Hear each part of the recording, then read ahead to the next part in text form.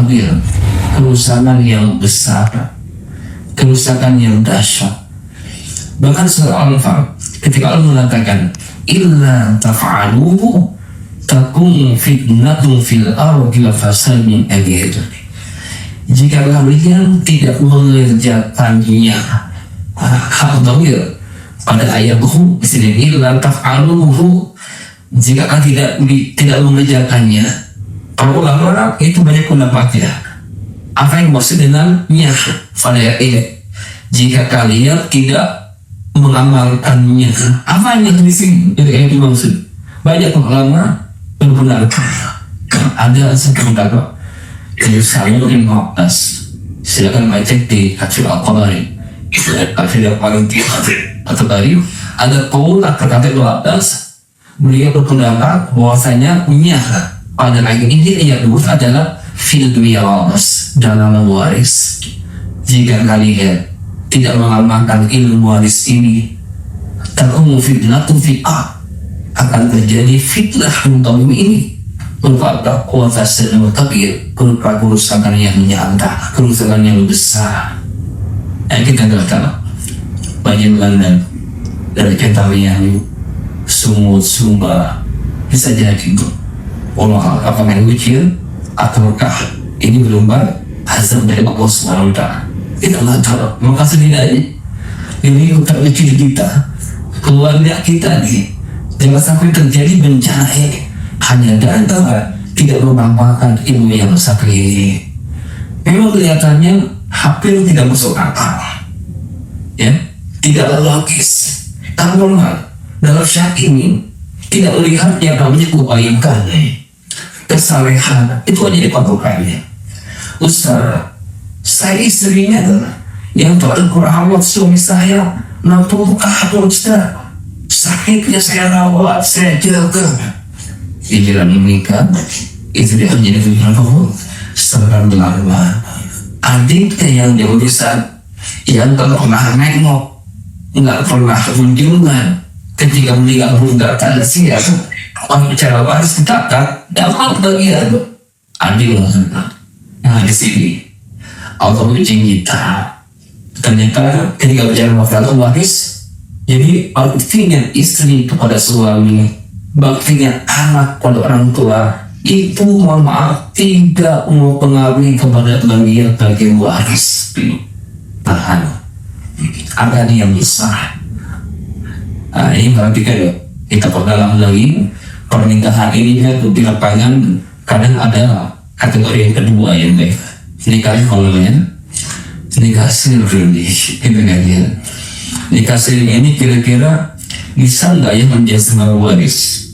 Ya, secara hukum asalkan nikah sirinya legal sesuai dengan syariat. Karena ada tipe yang membuat nikah siri yang ilegal, walinya wali-walinya, saksinya saksi calon utara, di apabila kalau wali paksa ada pun juga ya mencari wali-wali dan sebagainya.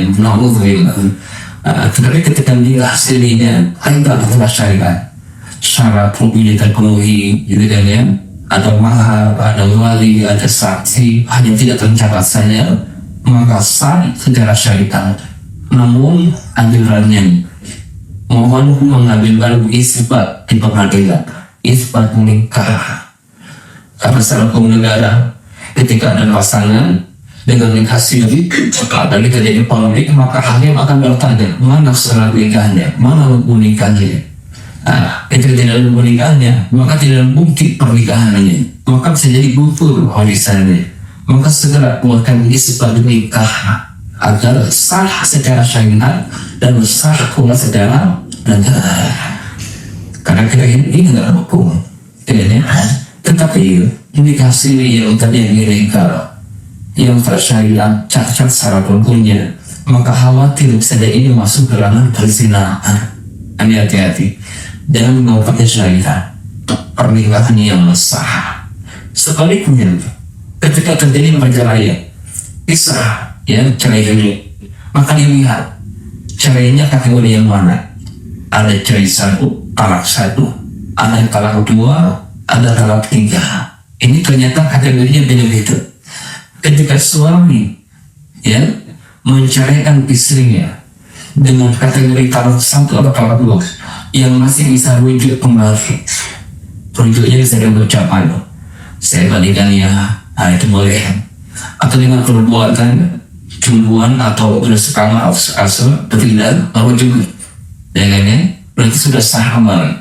Tapi kalau sudah tarafnya yang ketiga, itu nggak bisa seperti itu ya. Di sini kalau sudah taraf ketiga itu harus ada penyeling ya. Si mantan tadi menikah dengan laki-laki yang dengan akal yang baik, mahar yang baik, dan suami yang mungkin telah menggaulinya, kemudian suami tadi menceraikannya, kemudian direkayasa, itu baru bisa banyak pada sebagai pertama ini. Kadang ada persepsi tingkat, Ustaz, ini hak yang saya bawa sebelum nikah, masa kalau saya dapat? Misalkan istri sebelum nikah sudah kaya raya, punya rumah, punya kendaraan, punya perhiasan, gitu-gitu. Kemudian ketika wafat nanti, apa yang kembali sebelum nikah itu kebanyakan warisan kepasangan di antara ada persepsi dengannya. Ini kan harta saya, kenapa suami saya dapat? Nah, di sini mesti dengan pernikahanlah menjadi sebab adanya waris. Selain itu perceraian itu menggugurkan hak waris seseorang. Baik, untuk pasangan ya ada di perspektif kedua. Kadang pasangan ini mohon maaf merasa lebih berhak mewarisi dibanding lainnya, dibanding orang tuanya atau mertua kalau versi istri ya. Secara syariat ternyata tidak. Justru yang paling besar haknya ini adalah ahli waris yang ada hubungan kasar. Ada istri, ada ibu. Kira-kira yang paling besar warisnya ibu. Bilangnya istri yang merasa berat mewaris. Nah, inilah konsep dia yang pakai oleh hukum positif ya. Di kalau data di bulan Juli itu punya konsep apa? Penggolongan. Golongan satu adalah pasangan dan anak. Golongan dua adalah orang tua dan saudara. Jika masih ada golongan satu, golongan dua nggak dapat. Jadi kalau si itu tinggalkan istri, anak dan ibu dalam golongan bulata, ibu nggak dapat. Nah, di sini si istri merasa lebih berhak dibanding mertuanya. Dalam syariat seperti itu, ya pasangan itu tidak ketiga Allah mama. Ini bukan sama menghilangkan tentang kafir, tapi syariat ada secara prioritas.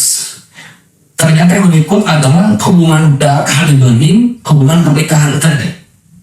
Ya, itu bang dulu. Kenapa? Ada hubungan darah antara waris yang wafat dengan ahli waris yang masih.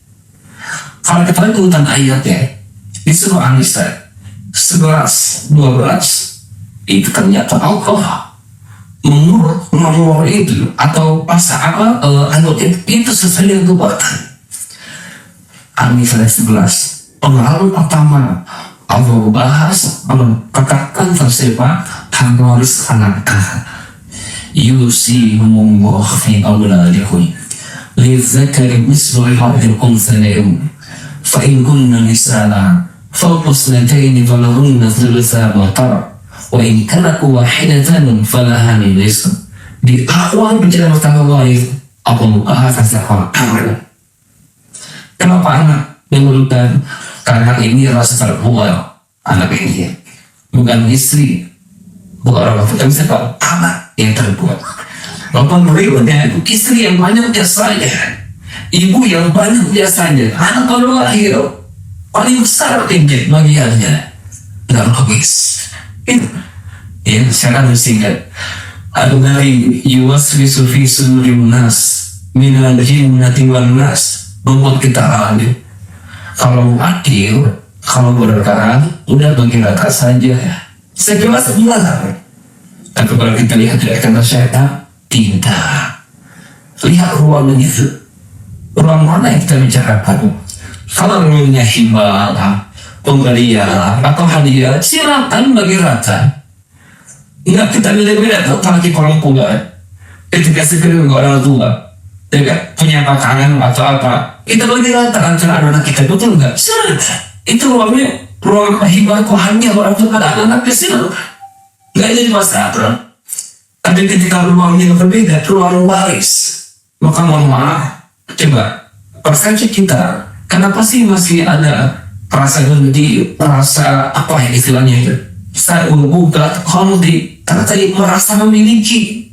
Itu milik ayah saya, itu milik ibu saya, itu milik suami saya, itu milik orang dulu.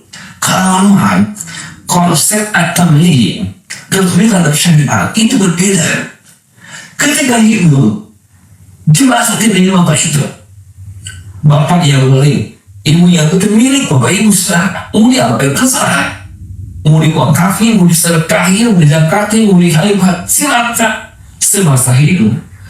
Tapi ketika one-day setelah hari Allah wafatkan kita, apa yang bapak ibu beli di saat hidup itu konsepnya bukan al-mulku yawma idzin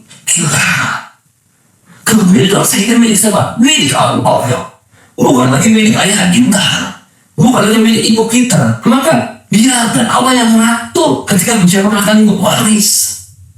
Ada aturannya, biar tidak cekcok, biar tidak ribut, itu aturan. Yubayyinullahu lakum an tadillu wallahu bikulli syai'in alim. Di penghujung surah An-Nisa mengatakan Allah jelaskan dan rinci aturannya agar kalian tidak sesat, tidak menyesat, tidak cekcok, tidak ribut. Kenapa terjadi keributan? Karena kita enggan menjalankan syariat. Kenapa enggan terhadap kalimat budaya yang dilihat atau nominal dia angka-angkanya?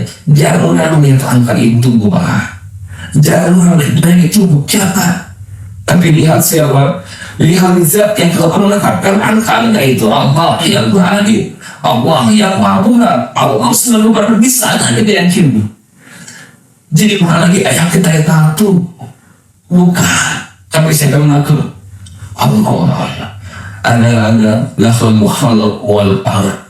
Ini yang kita jadi, yang menciptakan dia yang berhak untuk mengaku.